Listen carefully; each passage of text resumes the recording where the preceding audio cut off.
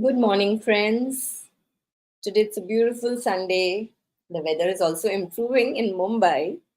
I know it's cold in a lot of other areas, and maybe you're still snuggling up in your blankets. So, Sunday is a day for holiday, for family, for love, and for a lot of intimacy, right? So today I want to talk about, a lot of people have these issues that they face when they try to work on their intimacy. The first thing is that a lot of people just don't do the work. They don't understand what intimacy is, and they don't work on their relationships. Intimacy is actually just a close, deep connection that you build with anyone. So please understand that. You can have an intimate connection even with your work colleague. You can have an intimate connection with a friend. It's just someone who understands you at a much deeper level. And then you trust that person, you depend on that person, you can be open with that person. That is what an intimate bond is. So, that is the first thing. Then, even when people understand this point, they still struggle with, okay, what can we do? What can we do so that our relationships can be better? So, what I will do is I will share a couple of points with you all on, what are the things that are important. Five common issues that people face with intimacy. But before we get into the challenges, let's imagine this. So, intimacy is not only about the physical closeness, it is the emotional and mental connection that you build in your relationship, which helps them to thrive. So, let's talk about the hurdles that many face in this journey.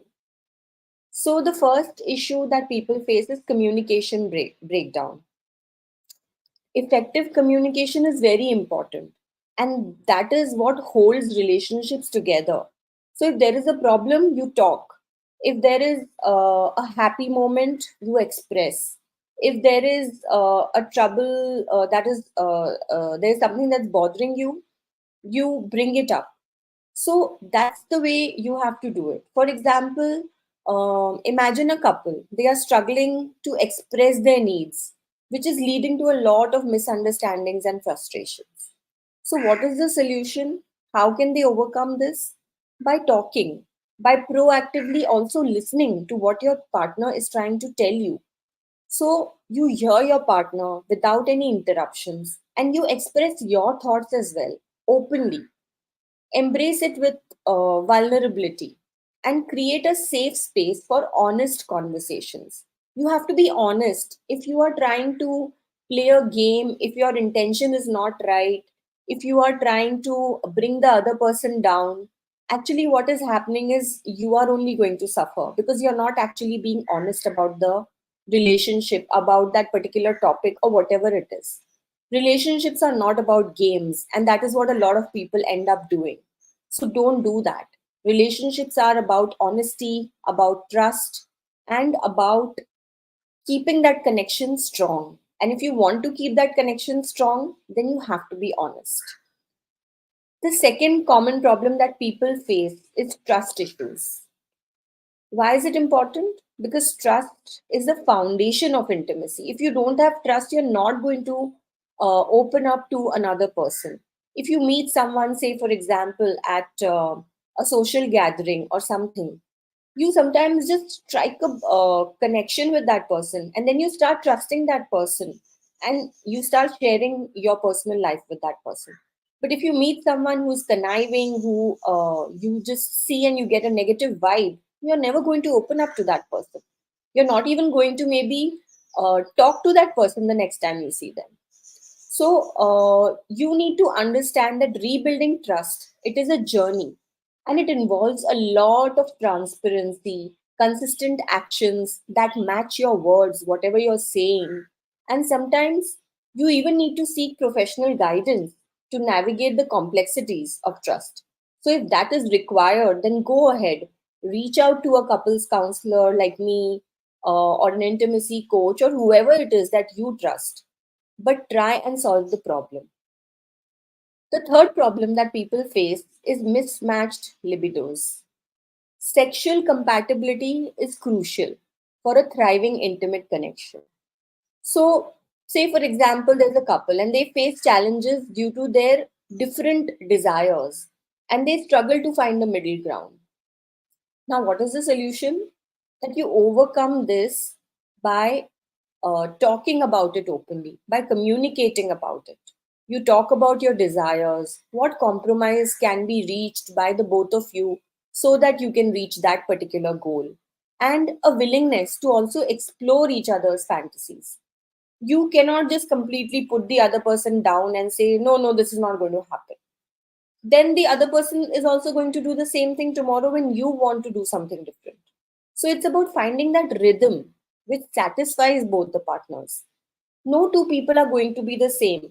No two people are going to have the same kind of sexual connection. There will be differences, and every time you make love, there will be a difference. The process is not the same always, unless you're doing it like that. That gets very boring and monotonous. So, if you're trying different things, if you're doing it in different ways, then also the sexual connection will never be the same. Sometimes your mind is on some other thing, and so there will be a mismatch. uh, it will happen more often than rather not, but you need to work on it and you need to create that rhythm so that both the partners can be satisfied. It's a work that you need to do on this. Point number 4, people get lost in the routines because monotony just dampens the spark, right? For example, take a couple. They get stuck in a routine and they are not able to find time. They are just doing the same things every week, in and out, and they just don't make an effort. Now, how do you break free from that? So, you inject some variety into your routine. You surprise each other. You make some effort to prioritize quality time. That's how you will be able to get out of that routine. So it's about keeping things fresh and exciting. When you do that, you will be able to actually work and ignite that spark again. So it happens to every couple. You might get into a monotony and you might, follow routines which are not really helping you to up your game, but then you break out of that routine at some point in time. You make that effort, you try something new, or you set a routine that every month, maybe every fourth Saturday, this is what we will do, or every fourth weekend, or every second weekend. You try and figure out your schedules. So that's how you can bring in that spark and you can have that intimacy going. Point number 5, unresolved conflicts. Now, this is very common, right? Lingering issues can create a lot of emotional distance because recurring arguments are going to happen and those leave emotional scars. So, what happens is that you have an argument, you say something, the other person says something, that conversation is left incomplete and it leaves behind a bad taste. Then again, the same argument happens. Again, something else is said. Maybe you say something harsher this time. And then that is what the person sticks with. And this is what keeps happening again and again and again and again. And you just stop working on the solution because both of you are coming from a place of ego. Y'all are only trying to um, find who to blame. You're not actually working on the solution. Because if you had that intention in mind, then you would have solved it the first time itself.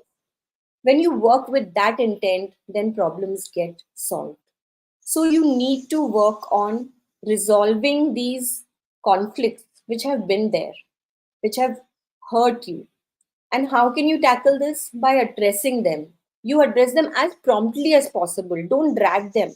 Because when you drag them, it becomes a mountain. You are creating a mountain out of a molehill. Maybe the problem was very small. And if you could have just resolved it there and then, you could have just then moved on with your life. And the problem wouldn't have become big. But if you don't resolve it, then it is just going to keep dragging. So seek some compromise and learn effective conflict resolution skills. That is also an art. Everyone doesn't know it.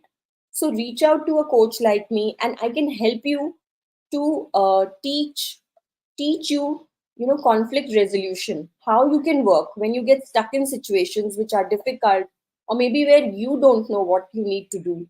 So I can help you to find a common ground and learn and grow together. So these are the things that will help you. And these are the 5 conflicts that happen.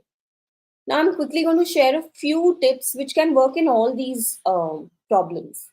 Open dialogue and communication, where you talk openly with your partner, you build a trust, you work together. If needed, you seek some professional guidance, you prioritize your intimacy. It is not a secondary thing. You cannot just say that, okay, we'll do it tomorrow. You need to reschedule, you need to make time. You try to spice things up, by breaking the routine, doing something new, uh, bringing in some surprise element. And last but not the least, solve your conflicts, resolve them, find a resolution, find a common ground. You have to compromise in relationships. No relationship works without that. Be it a father, be it a mother, be it two friends, be it your spouse, be it your kids, with everyone. No one is going to listen to you for everything, and everything that you say is going to be followed. Somewhere or the other, each person is their own, has their own individuality, and they are going to use their brain and they will not listen to you 100%. So you will have to compromise somewhere down the line with whoever you are dealing with, and that's how relationships work. That is the science. So you need to understand that very well, and you need to keep working on your relationships and solving these conflicts. So are you ready to transform your intimacy? Reach out to me if there's anything that you're struggling with. I'm even happy to just do a one consultancy call where I can maybe help you to at least move forward if you are stuck in a situation. Maybe I can just listen to you. Sometimes you just want someone to talk to. Sometimes you just want someone who will listen to you, what you're trying to say, and get that whole negativity out of your system. So I'm here for you. I'm there. And uh, you can just reach out to me and I will try my best to help you. So share your thoughts and comments. Let me know what did you think about this live session. Thank you for always joining me, supporting me, being part of this intimate conversation. And always remember that any challenge that you face is also an opportunity for growth. So look at it like that. Be positive about it and be open about solving your problems and trying to be happy, because it is constant work. It's like, I give you the same example. When you're watering a plant, you need to do it every day. If you don't water it for 2 days, it's going to die. The same thing is with relationships, with intimacy, with love, with any other relationship that you have. So you need to keep watering that plant. So until next time, I will see you again tomorrow with another live. Keep the flames of connection burning bright.